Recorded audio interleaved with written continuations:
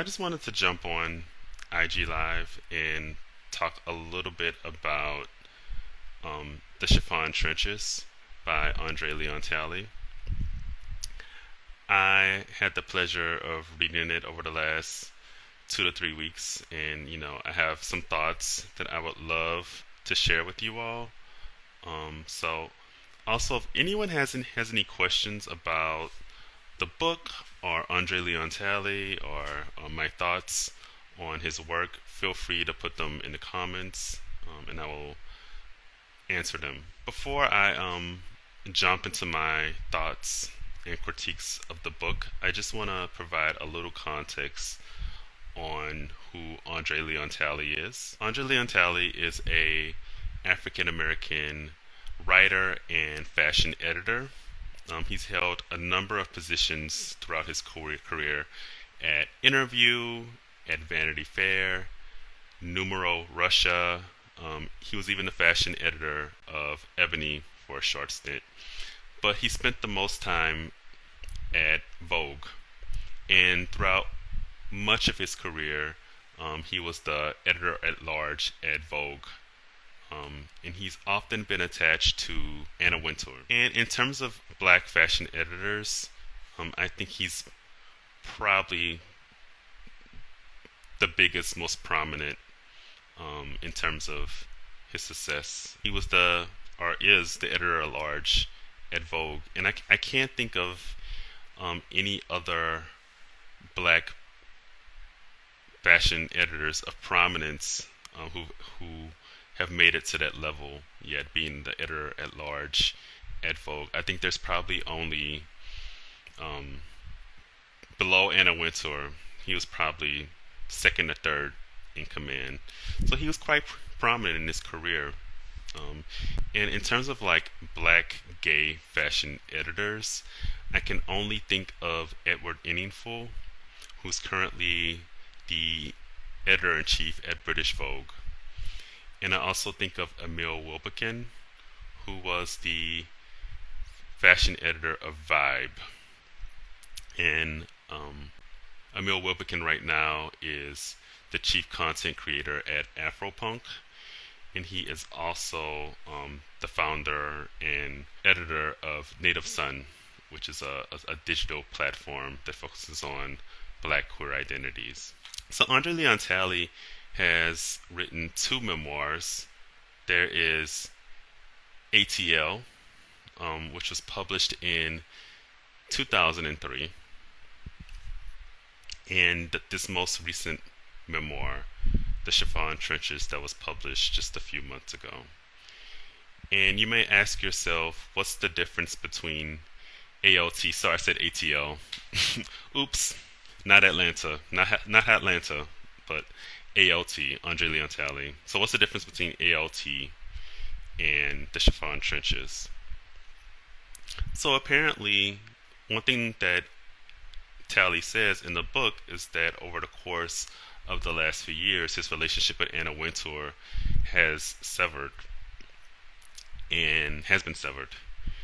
And so now he felt more at liberty to talk about his relationship with Anna Wintour and his time at Vogue. And in 2003, he didn't feel at liberty to discuss those things. So they're two very different books. The Chiffon Trenches is a lot more candid than ALT. And in ALT, he focuses more on his family, his upbringing in North Carolina, whereas The Chiffon Trenches really focuses on his time as a fashion editor, and particularly his time at Vogue. And one thing that he really focuses on in the book is his relationship with Anna Wintour. In fact, the book could even be renamed Andre and Anna. There's several chapters devoted to his time at Vogue, and there's several chapters devoted to his relationship and particularly his deteriorating relationship with Anna Wintour. I do want to talk about my critiques of the book, but before I really level my critique, one thing that I just want to say is that it's coming from a place of respect and admiration. I identify a lot with ALT, being a black queer man working in the fashion industry.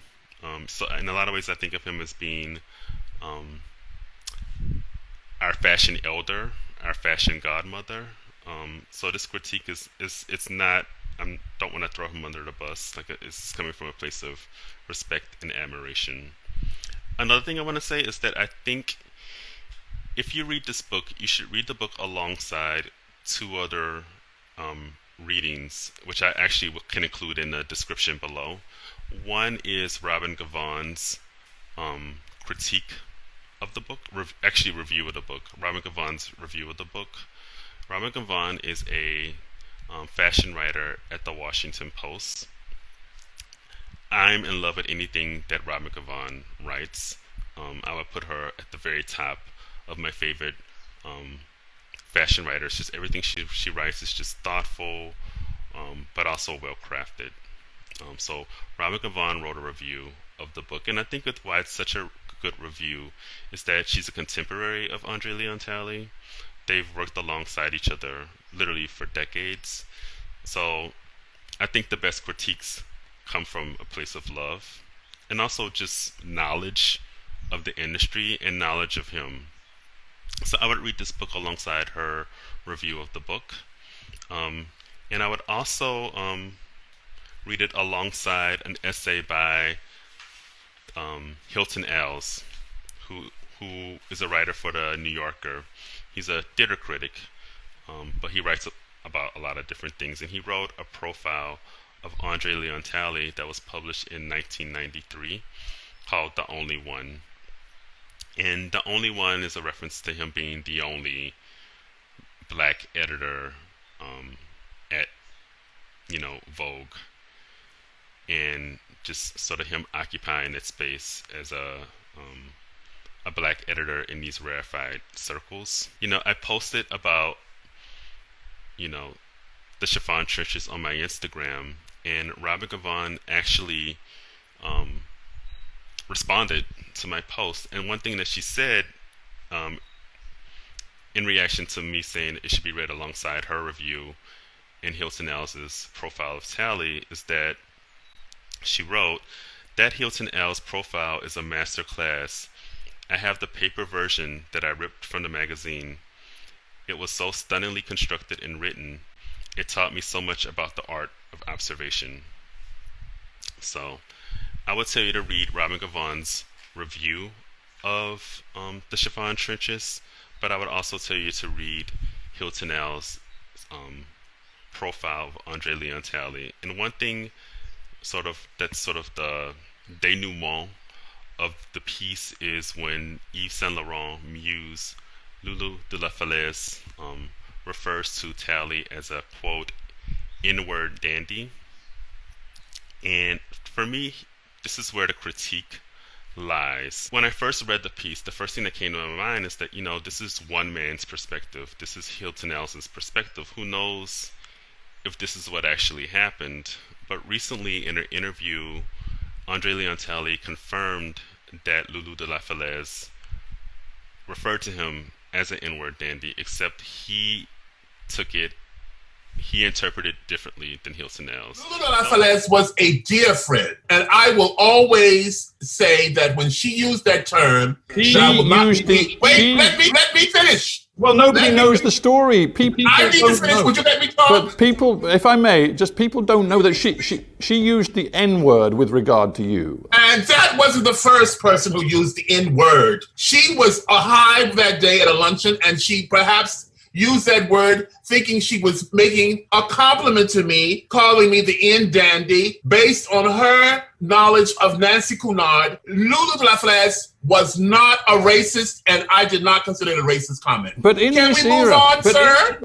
In this era of Black Lives Matter, of a real sense that black people will no longer put up with so much that they put up with before, do you regret that I do not regret anything. I do not regret anything I've ever done. So that was kind of a revelation for me. He actually was referred to as an N-word dandy, but to this day he sticks up for Lulu de la Falaise, whereas Hilton Als just saw it as a slur. And that's kind of my problem with André Leon Talley. Like I now really want to get into my critiques of André Leon Talley. He's a really interesting figure, and in a lot of ways he frustrates me. Um, he, you know, for for a big part of his career, um, he's been attached to these majority white institutions, and he's sort of taken on those values, in my opinion. Um, he being such a prominent figure in black fashion, I always sort of want to place him in a black radical tradition, but that's really tricky. Um, Throughout his career, I feel like he's been beholden to Eurocentric aesthetics and values, and he often defines his worth vis-a-vis whiteness. And that's my biggest critique of André Leon Talley and why so many parts of this book are so cringy. So, for example, there's always an attempt to construct a royal lineage for him and his family. But that royal lineage is rooted in respectability politics and white racist patriarchy. Moreover, André Leon Talley really respects his grandmother. You know, in ALT or just in profiles of him or any interviews that you see of him, he always sort of reveres his grandmother as being his first style icon. And that's you see that in the Chiffon Trenches, like but beyond his grandmother and maybe his minister and a handful of members of Abyssinian Baptist Church in Harlem, where he's a member. Most of the other people that he references, like his style icons, the people that he reveres, the people that he puts on a pedestal, are wealthy white women. So, Anna Wintour, Lee Radziwill, who was Jacqueline Kennedy Onassis' sister, Betty Catrue, among others. And these are the women that he refers to constantly throughout the book. So it's not women from, where he grew up in North Carolina besides his grandmother. It's only a handful of sort of black people that he references in the book, and he doesn't even put them on the same level as Anna Wintour or Lee Radziwill or Betty Catrue or people like that. So that was one major problem for me. And the thing about that is that alone wouldn't bother me, but I think why I think it's so problematic is that these relationships that he has with these wealthy white women who are his style icons, they aren't reciprocal. So,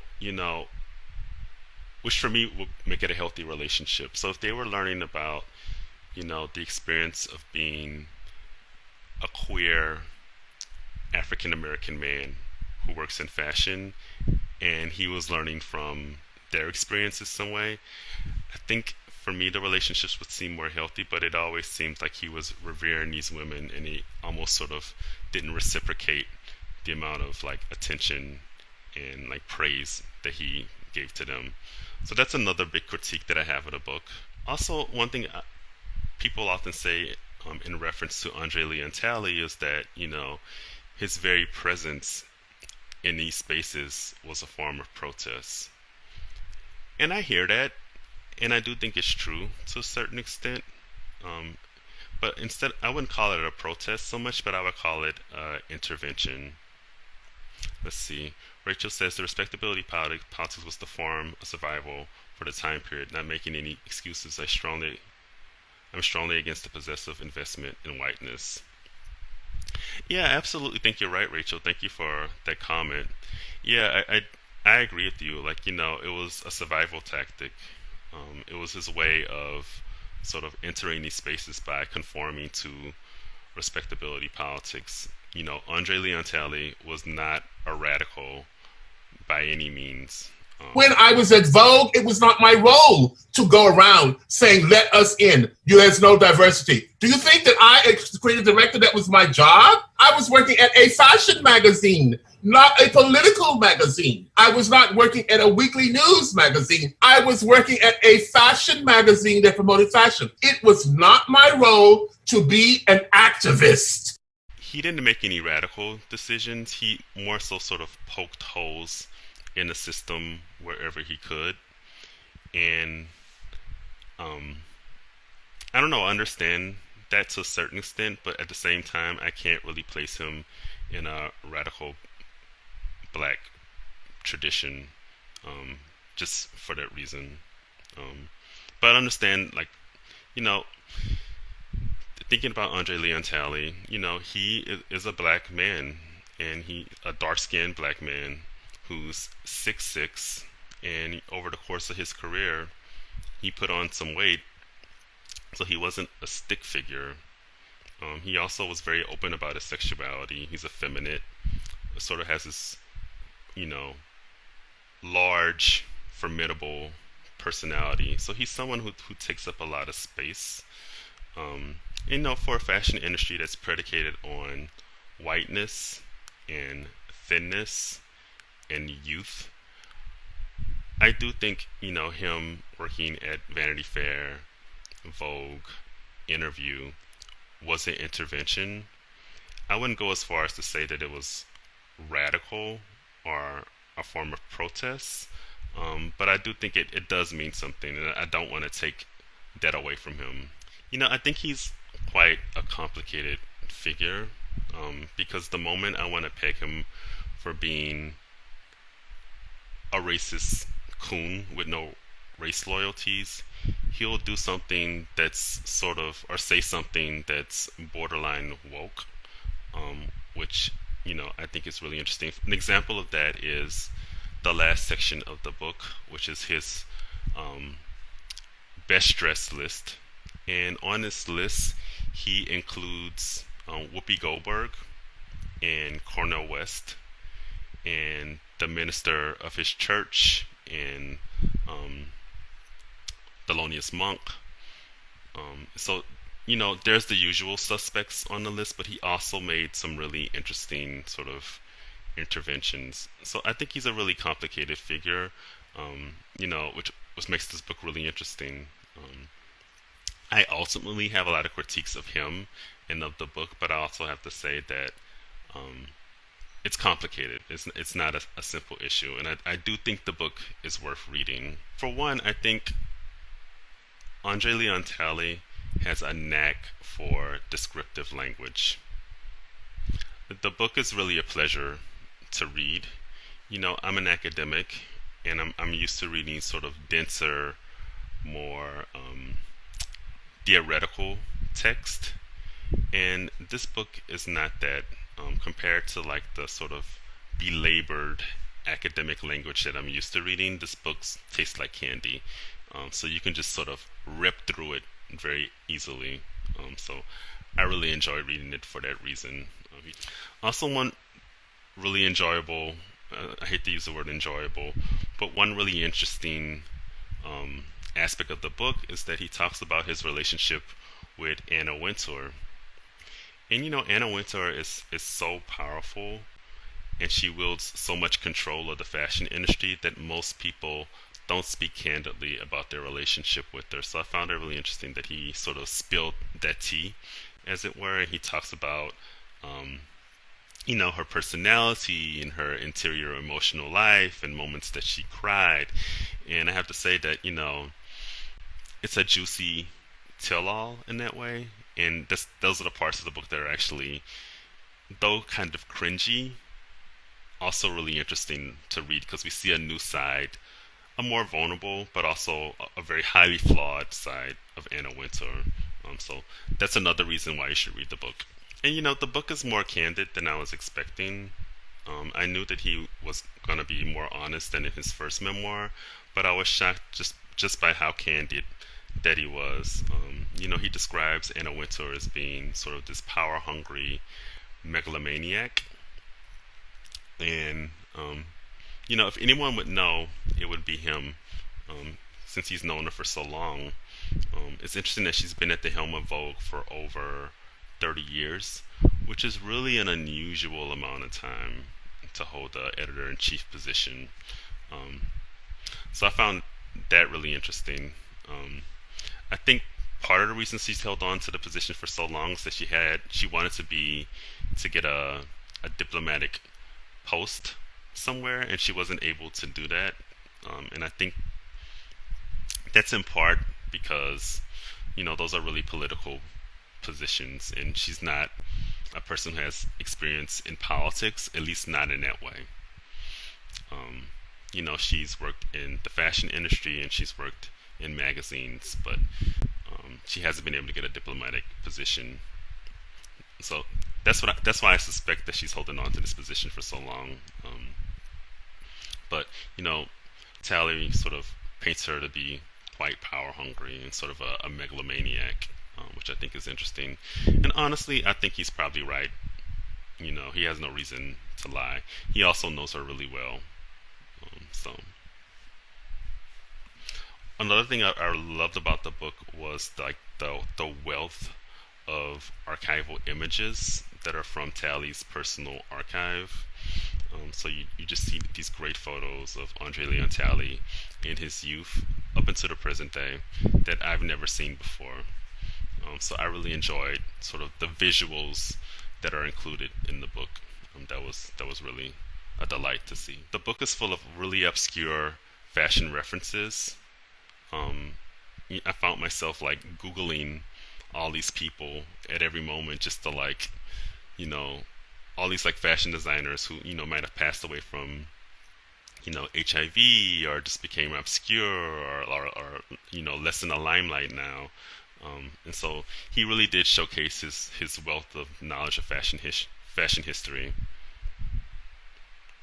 So Rachel asked, I wonder why Talley was not made the editor-in-chief of American Vogue. And I think because Anna Wintour hasn't stepped down yet. She's, holding on to that position, and she's held on to it for over 30 years. So I don't think there was even an opportunity for him to be considered for the editor-in-chief position. So I think that's why he wasn't made the editor-in-chief. I think Anna Wintour is sort of very comfortable on her perch, and she's not ready to step down yet until she has something of equal status, which would be like a diplomatic post to the UK, which I think is what she's gunning for. And I think, for whatever reason, Obama didn't give her that position, even though she's very cozy with the Obamas. So I think she's holding on to the position until something else comes about that keeps her of like equal stature. I got a few questions that I want to answer, and if you have any more questions, feel free to put them in the comments below. But I advertised this conversation on in my stories, and people sent me a few questions that I do want to answer. So the first question was, what's next on my Black fashion summer reading list? That's a really good question. So what I want to read next is Self-Made by A'Lelia Bundles. You guys might remember that there was a Madam C.J. Walker biopic that's available on Netflix, and it was based on A'Lelia Bundles' Self-Made. And she's been very honest about the fact that even though the miniseries is based on her book, they actually didn't consult it very much, and the miniseries is chock full of inaccuracies. So that's really unfortunate because Madam C.J. Walker is a fascinating figure, and they didn't really need to make up any details about her life. Her actual life is interesting enough for a miniseries. So I actually want to read A'Lelia Bundles, who's actually Madam C.J. Walker's granddaughter. I got a question. If Anna gives up her position as editor-in-chief, do you think it should go to André? So this goes to Rachel's question, actually. And I have to be honest with you guys, I don't think it should go to him. Yeah, but I do think it should go to a POC, a person of color, in particular a black person. I think it's time.